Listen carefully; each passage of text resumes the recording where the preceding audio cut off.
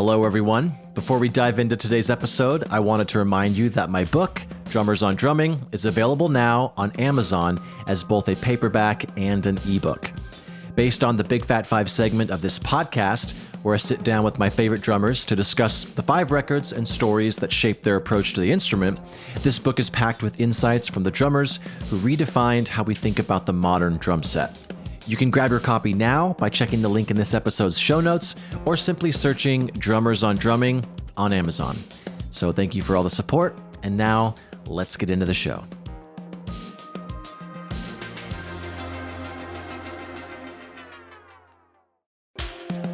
What is up? Welcome back to a slightly different episode of Drummers on Drumming, powered by Big Fat Snare Drum. My name is Ben Hilsinger, and I am reading from a little script I wrote, so forgive me if it sounds a little robotic, but there's no guest today, no archive episode, just me checking in.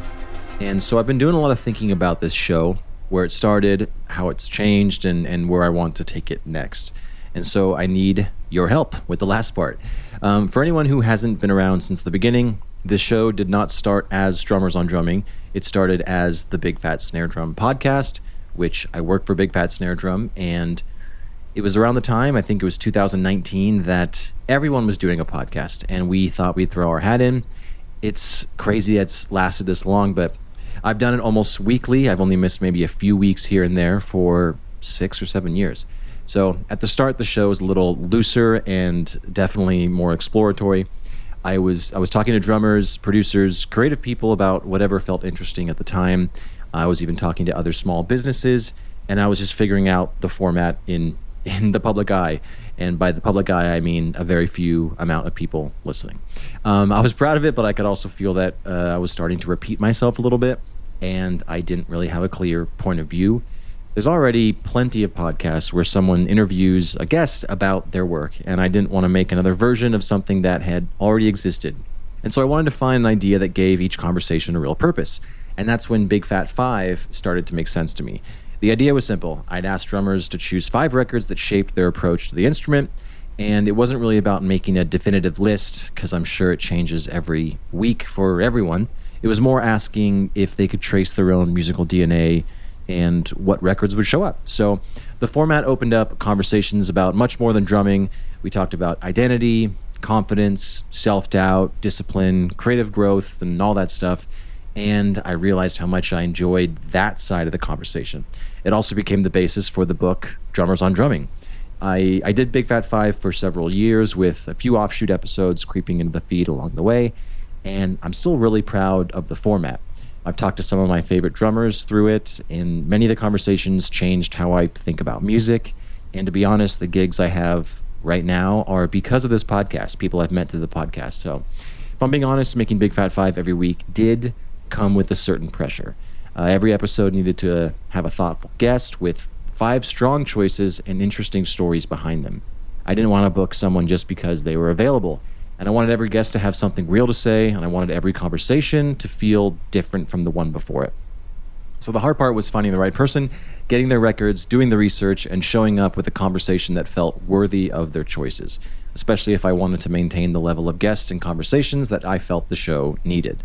So I don't want to say that it became stressful, because I still loved doing it the whole time, but week after week, that got hard to sustain, especially considering I'm a very active touring drummer. Meanwhile, these offshoot episodes kept creeping into the feed, and so they started showing me that I wanted the podcast to have more room. I wanted to explore ideas that didn't always fit inside the Big Fat 5 format, and around that same time, I was becoming closer with my friend Eric Urea. You guys know Eric, you love Eric. And I started paying attention to something he was doing on his Instagram. And he was inviting drummers, or anyone really that follows him, to submit their controversial music opinions anonymously. And then he would respond to them in a story. And I loved it. And it slapped me across the face that there are a lot of opinions out there, and drummers have most of them. Because of that, I wanted to create a place where people could disagree without everything getting weird, mean, or defensive. I was always trying to bring a certain amount of positivity to the podcast, and so I thought maybe I'm the kind of person that can make people feel comfortable enough to speak honestly, even when we don't agree, which, to be honest, a lot of times we do. But that became the idea of the drum panel. And instead of building every episode around one guest's 5 records, I could bring several drummers together and just chat. We could disagree, challenge each other, and change each other's minds, and it was all in good fun, and we all love each other. So from a practical standpoint, it was also easier to put together consistently.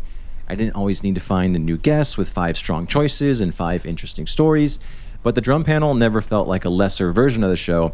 It just felt like another door was opening. And these episodes often felt closer to the conversations my friends were having after rehearsals or backstage anyway. So the response to the drum panel showed me that this podcast could be more than just one format. And that eventually led to the changing of the name to Drummers on Drumming. And so Big Fat 5 still exists. Obviously, the drum panel still exists. But the new name gave me room to explore other ideas. And most of all, it gave the show room to grow. And here's where I want to be honest with you.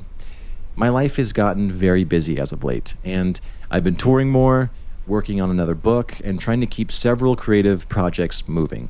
And because of that, I don't think I've given this show enough focused thought lately. I've kept it going for sure, but keeping something going isn't the same as helping it move forward. And part of moving it forward actually does involve me revisiting and re-editing some of these older episodes. There are some earlier conversations that I still think are great, but some of those episodes don't sound as good as I know they could. I think since the beginning, I've learned a lot about editing, recording, and making a podcast sound better, I hope. So if somebody discovers the show today and clicks on an older episode, I want to feel proud of what they'll hear now. Essentially, I want the whole feed to represent the show well, not just whatever came out most recently. So I do want to keep revisiting some of those conversations, but I also don't want that to be the only way I keep the show going when I can't record a new episode.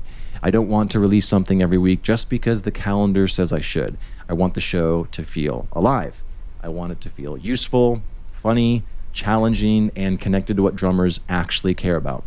The good news is that I can see several paths forward, and they all excite me. The hard part is deciding which paths deserve more time. Should I make more Big Fat 5 episodes, or at least make that more a regular part of the show again? Should the drum panel become the main format? Are there other kinds of conversations or ideas that you would want to hear? I mean, I have plenty of ideas, like I said, but before I decide where to put my energy, I want to hear from you. Are you here for practical advice, deeper creative thoughts, funny debates, great stories, or a mix of all 4? I have my own instincts, but I've been talking into your headphones for several years now, and if you've listened for a while, I feel you probably know me pretty well. At this point, I hope the show feels less like content and more like an ongoing conversation between friends. So I made a listener survey, and I'd really love for you to fill it out. There's a link in the show notes of this episode. It shouldn't take more than a few minutes. I'm not asking so I can collect compliments. You probably know that I'm not good at taking them anyways. I want real answers. Tell me what you love. Tell me what you skip. Tell me what makes you hit play right away and what makes you think, yeah, maybe not this week. I can't promise that every response will shape the show. I still need to follow my own taste and make something I believe in, but your answers can help me understand why you come here.